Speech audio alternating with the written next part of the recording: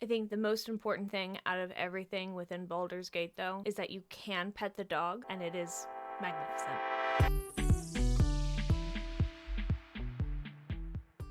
Will it be a cozy game? Baldur's Gate is a Dungeons & Dragons inspired game. It has a bunch of branching options, dialogue choices that you choose, to the characters that you interact with and meet or don't meet, and even the missions that you embark on. A lot of the missions are time sensitive and can end without a resolution of any form, and can also end with having characters die and no longer be a part of the game. And that does fundamentally change the interaction that you have with the game and the world around your characters and your party. It is entirely possible to play this game 1,000 different times and still not experience everything that this game has to offer. And it's certainly not possible to experience everything that it has to offer in one playthrough. Let's talk cozy parameters, and let's see how many of these parameters Baldur's Gate lines up with, and how many points, so to speak, towards being a potential cozy game. Our first parameter is character and or world customization. And in Baldur's Gate, the character customization is vast. You can fully customize your player character from the hairstyle that they have, the color that they have, the highlights that their hair has, eye color, skin color, height. Playing on PC also allows you to download mods and add additional customization characteristics to not just the player character, but also NPCs and your party characters, just to add additional depth and quality of life features. There isn't world building in the sense that you can lay down foundation and build up buildings, but you can destroy buildings very easily, and that does reshape the world quite a bit. Our second point was NPC interaction. And the NPC interaction in this game is incredibly rich and in-depth. It is very clear that all characters that you interact with have their own inner worlds that they're working in, and that they are perceiving the world around them through. NPCs that you talk with are going to have a lot of different insights on things that are happening around them, and the thing that I enjoy about that is that it's very clear that the world existing is not built around the player character existing. The player character is a part of the world around them, and the NPCs all have their own interactions and priorities within that world. Baldur's Gate is by no means a cutesy game. It is graphically beautiful, and very clearly reflecting a more realistic world build than what most cozy games would have. But I think the graphic quality honestly just brings a sense of fantasy to it, which ultimately Baldur's Gate is. It's a fantasy. You are playing in a fantastical world that is full of Dungeons and Dragons. Honestly, Baldur's Gate has one of the best soundtracks that I've heard. It is beautiful and pleasant to listen to, and doesn't end abruptly or start abruptly or transition awkwardly. All of the music that it has is honestly something that can play on loop in the background for hours on end. Transitioning from one song to another, or transitioning from wandering around the world into combat, it is so seamless. You honestly don't have the built-up anxiety that you might feel if you were playing a game with a traditional boss battle style. So while there are boss battles and battles in general within the game, the soundtrack within it reflects the fact it is allowing you the time to still think things through as you play. The soundtrack emphasizes the moments that are happening within the game.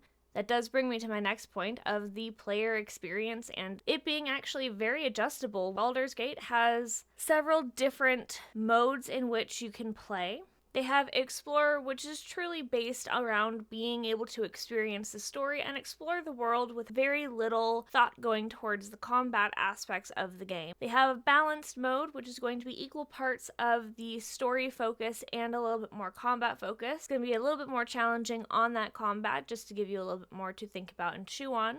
They have Tactician, which is a very tough campaign. It is definitely emphasizing strategic thought through the combat system of the game itself. There is also Honor, which is a kind of double down hard mode on that. Is a challenging campaign that allows you exactly one save. Well, one save file. Can't do save scumming. They have a final mode, which is actually to further customize the player experience in general. This custom mode allows you to genuinely pick every aspect of the game, from how many save files you have, from how aggressive the enemies are, to the general character power. So Baldur's Gate goes a long way to ensure that every player can have a experience that they want. And honestly, the fact that this game allows you to customize your player experience to that degree is pretty impressive.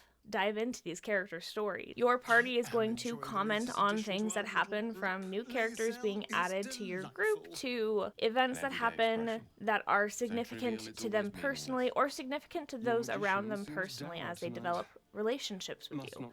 It is very clear too that every character that you interact with has a level of guardedness with you that you have to kind of earn the right to be their friend and know more about them and their backstory. There are definitely heavier topics and harder things that the characters go through and deal with. And those are points in the games that I had to actually pause playing the game until I was at a point emotionally and mentally to be able to handle what I knew the characters were going to be experiencing. Just know that some of the characters go through some pretty heavy stuff, and it can weigh on you just a little bit because you really build a relationship with the characters. The way that these characters interact with your player character, it is truly like building a friendship in real life. It is, you slowly work your way towards getting to know them more. And when you see conclusions or aspects of their stories come up, you're just like, oh, wow. And finally, my personal opinion on wanting to play Baldur's Gate. I have played Baldur's Gate. I've got at least 3 separate play files. One that I actually play with my partner, and I spent quite a long while playing it. And it's something I poured hours into. I really avoided playing Baldur's Gate for the longest time. I'm not someone who typically enjoys a turn-based combat system. The only time I've ever really enjoyed turn-based systems has honestly been with Pokemon. And what really sunk me into playing Baldur's Gate is I love the fact that you can romance all of the companions. But my partner, he initially bribed me into playing Baldur's Gate. I was so wary of the combat system. He was like, you know what? You play all of the exploring, all of the foraging, all of the romancing, and whenever there's combat, I'll take over and I'll play it. And I was like, fine, I can agree to that.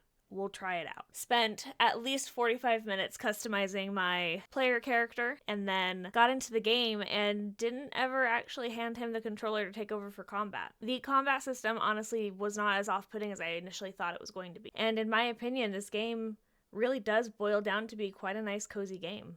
It's quite fun to play. It's easy to sit through. I would say Baldur's Gate hits all 7 points. I would love to know your personal thoughts and opinions about that. If you've played Baldur's Gate, would you say that it's a cozy game? And what other games should we look into to see if they could be considered a cozy game?